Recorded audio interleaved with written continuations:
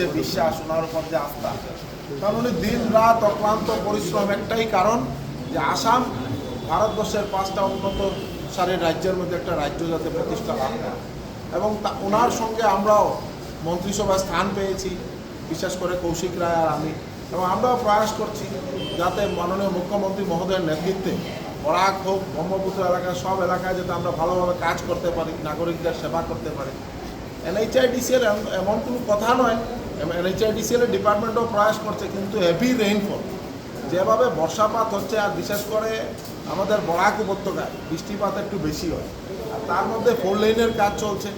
তো যেহেতু রাস্তার উপর ওনারা গাঁত করেছেন, ফিলার করছেন, তার কারণে রাস্তারও গ্রেডিয়েন্ট যেটা এটা অল্প নষ্ট হয়েছে, যার কারণে এটা যাতে ইমিডিয়েট রেকটিফাই করা হয়। NHIDCL এর ইডি বা NHIDCL এর GM বা PWD, ডিস্ট্রিক্ট কমিশনার, পুরো টিম, মন্ত্রী কৌশিক রায় মহাশয় থেকে আরম্ভ করে আমাদের প্রত্যেকজন সবাই প্রয়াস করছি যাতে আমরা এই বর্ষার পর যাতে রাস্তাটা একটা সুন্দর শেপে চলে আসে, তার কারণে এই প্রয়াস করা হচ্ছে।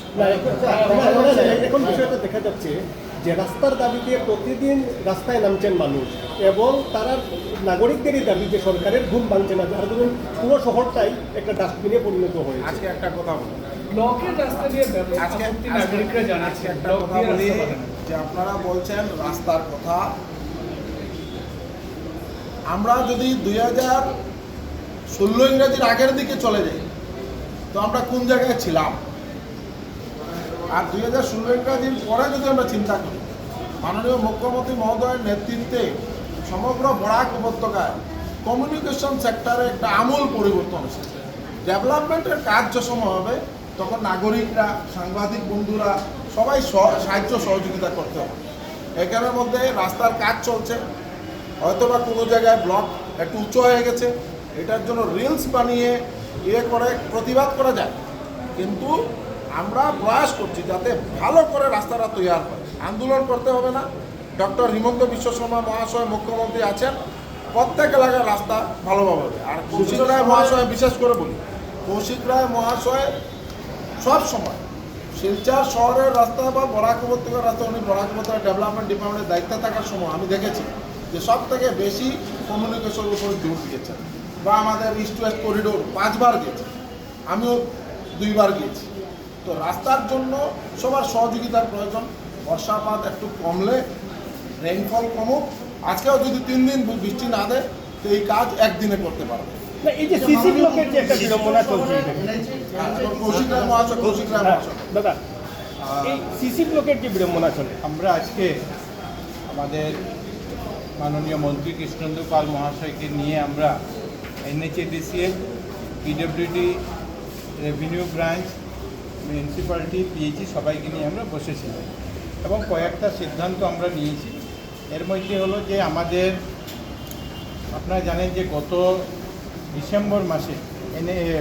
সেপ্টেম্বর মাসে NHIDCL ক্যাপিটাল পয়েন্ট টু রাঙ্গিরখাড়ির কাজ যেটা সমাপ্ত তারা করেছিলেন, যেটা প্রায় 2.3 crores কাজ ছিল। এই রাস্তাতে গত মার্চ মাসের শেষ দিক থেকে যখন বৃষ্টি শুরু হয় তখন সেন্ট্রাল রোড এরিয়াতে প্রথম আমরা দেখি যে রাস্তা নষ্ট হওয়া শুরু করে, এবং ধীরে ধীরে এটা অনেক বেশি হওয়ার পরে আমরা যখন গত জুন মাসে NHIDCL এর সঙ্গে মাননীয় কৃষ্ণেন্দু পাল মহাশয়ের কার্যালয়ে আমরা বসে এটা রিভিউ করেছিলাম, তারপরে NHIDCLকে আমরা প্রেশার দিয়েছিলাম যে অন্তত এটা মেনটেন্যান্সের ব্যবস্থা করা হবে, এবং সেই হিসাবে NHIDCL আলাদাভাবে কোনো টেন্ডার না করে সেটাকে একটা টেম্পোরারি রিপেয়ারিং যেটাকে বলা হয়, সেই টেম্পোরারি রিপেয়ারিংয়ের কাজ তারা আরম্ভ করে। এবং এটা আমরা দেখেছি যে তারা, যেহেতু এটা কোনো আলাদাভাবে টেন্ডার করা হয়নি, এই জন্য তারা এক্সিস্টিং যেটা রাস্তা ছিল তার উপরে ফাইবার ব্লক বসিয়ে তারা সেই কাজটা আরম্ভ করেছে। এবং ক্যাপিটাল পয়েন্ট থেকে রাঙ্গিরখাড়ি 2.3 কিলোমিটার থাকলেও 1.5 কিলোমিটার জায়গা বেশি খারাপ, এই 1.5 কিলোমিটার জায়গাতে তারা এই পেপার ব্লক দিয়ে বসানোর কাজ আরম্ভ করেছে। আজকে আমরা সিদ্ধান্ত নিয়েছি যে শিলচর যেটা ফ্লাইওভার, যে ফ্লাইওভার কাজ আমরা শুরু করব, আমাদের বুমরা ব্রিজ নষ্ট হওয়ার জন্য সেখানে প্রায় 20 দিন থেকে সেখানে যেটা সয়েল টেস্ট করার যে গাড়ি সেখানে আটকে ছিল, আগামী 2-3 দিনের মধ্যে সেটা এসে পৌঁছবে এবং আমাদের টয় টেস্টটা আরম্ভ হবে। এই যদি টোটাল রাস্তাটা আপনারা দেখেন, ফ্লাইওভারের যে অংশ, এই ফ্লাইওভারটা প্রায় 3 কিলোমিটার লম্বা। এই 3 কিলোমিটারের মধ্যে 2 কিলোমিটার NHDCL এর রাস্তা, 1 কিলোমিটার আসাম পিডব্লিউডির রাস্তা।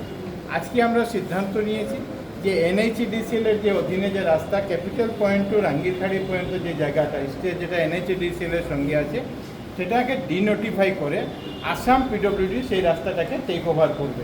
2 মাস পরে টেক ওভার করার কথা ছিল, যেহেতু ফ্লাইওভার হবে, ফ্লাইওভার হওয়ার সময় আমাদেরকে নিতেই হবে এটা, কিন্তু আমরা কালকে থেকে সেই প্রসেস আরম্ভ করতে আমরা বলেছি যাতে আমরা করে দিতে পারি, এটাকে আসাম পিডব্লিউডির অধীনে আমরা নিতে পারি।